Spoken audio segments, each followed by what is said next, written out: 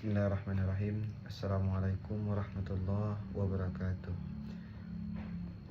Perkenalkan, nama saya Henry, dengan NIM 2215050105, menempuh program studi Ilmu Al-Quran Tafsir Fakultas Studi dan Studi Agama di UIN Imam Bonjol Padang. Di sini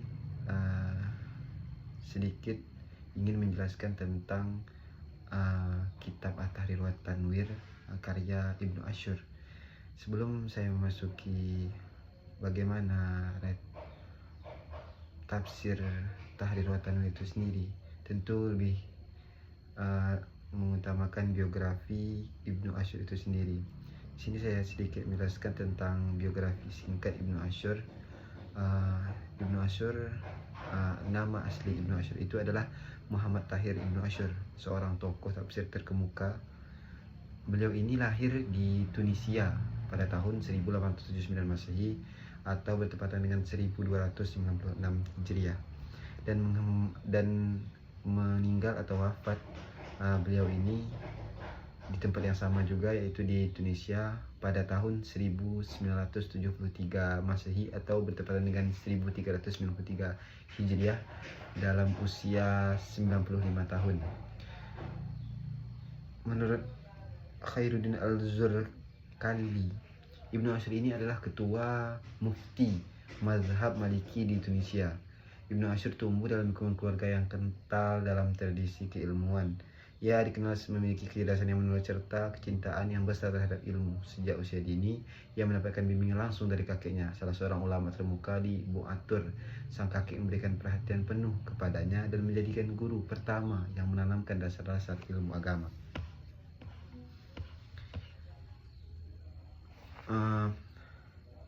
Ibnu Asyur ini mempelajari ilmu nahwu, balaghah, lughah, mantik, mukalam, fikih, faraid, usul fikih, hadis, serta ilmu tarikh. Beliau bertahun-tahun belajar di Universitas Az-Zaitunah. Ibnu Asyur ini mengawali karirnya sebagai pengajar di Az-Zaitunah pada tahun 1903 Masehi.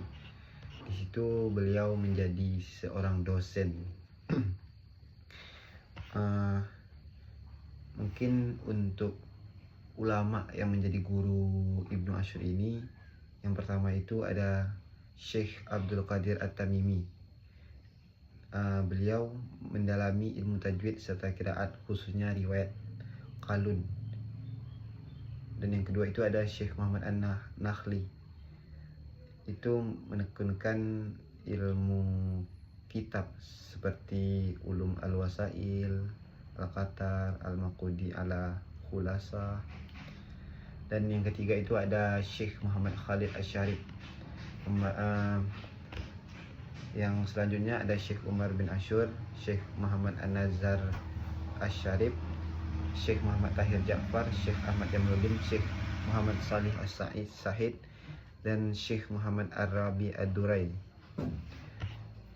Mungkin untuk karya yang terkenal yang dikarang oleh beliau ini adalah, yang pertama itu tentu At-Tahrir wa Tanwir, yang kedua Maqasid Syariah Islamiyah, yang ketiga Usul An-Nizam, yang keempat Alaysa Sub Biqarib, yang kelima ada Al-Waqaf wa Atharuhu fi Al-Islam. Ada juga Kasyaf Al-Muqatti, Kisah Al-Maulid, Hawashi ala Al-Tanqih li Syihab Ad-Din Qarafi fi Usul Fiqih. Ada Arad ala Kitab Al-Islam wa Usul Al-Hukum, Ta'lif Ali bin Abdul Razik. Mungkin itu sedikit biografi dan perjalanan beliau menempuh ilmu pendidikan serta karya-karya beliau yang telah ada gitu. Jadi selanjutnya itu mengenal latar belakang historis penyusunan kitab tafsir At-Tahrir wa Tanwir ini. Ibnu Asyur mulai menyusun tafsirnya pada tahun 1341 Hijriah atau bertepatan dengan 1923 Masehi. Beliau mengambil itu tak lama diangkat dari jabatan qadi menjadi mufti. Karya tersebut mencakup 30 juz Al-Quran ditulis dalam 15 jilid dan memakan waktu hampir 39 tahun hingga rampung.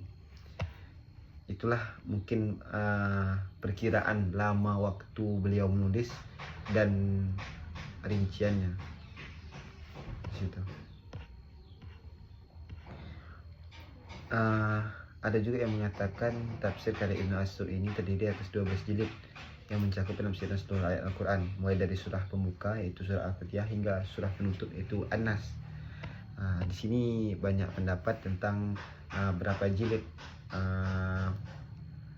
Ibnu Ashur ini mengarang kitab. Itu sedikit penjelasan dan sedikit menjelaskan bahwa nama lengkap dari kitab At-Tahrir wa Tanwir ini adalah Tahrirul Ma'na Sadid wa Tanwirul Aql Jadid min Tafsiril Kitab Majid. Selanjutnya itu kita memasuki ciri khas, metode dan corak penafsiran At-Tanwir wa Tahrir. At-Tahrir wa Tanwir. Dalam bagian awal karyanya, Ibnu Ashur memberikan gambaran umum mengenai dasar-dasar penafsiran serta bagaimana seorang mufasir seharusnya berinteraksi dengan kosakata, makna dan lafal Al-Quran. Pada tahap ini, ia menguraikan tentang tafsir, takwil dan posisi tafsir sebagai ilmu. Untuk validitas tafsir bil ma'syur maupun bil ra'i serta menjelaskan peran seorang mufasir atau seorang penafsir. Di dalam kitab ini juga terdapat turunnya ayat, ragam bacaan, kisah-kisah Al-Quran, penamaan, jumlah ayat dan surah, susunan mushaf, serta sebutan-sebutan bagi Al-Quran. Ciri khas adapun metode penafsiran ini adalah metode tahlili atau analitis kritis gitu. Untuk ciri khas penafsir ini tampak pada kebiasaan beliau yang selalu memulai dengan uraian umum mengenai surah yang akan ditafsirkan pada bagian pendahuluan tersebut.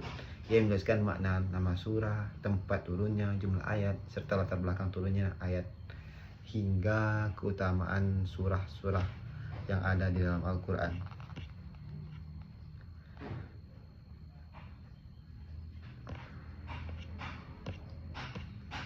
Mungkin itu sedikit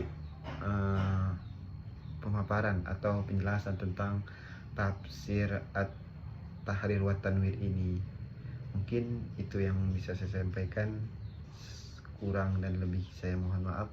Saya akhiri dengan wabillahi taufik. Wassalamualaikum warahmatullahi wabarakatuh.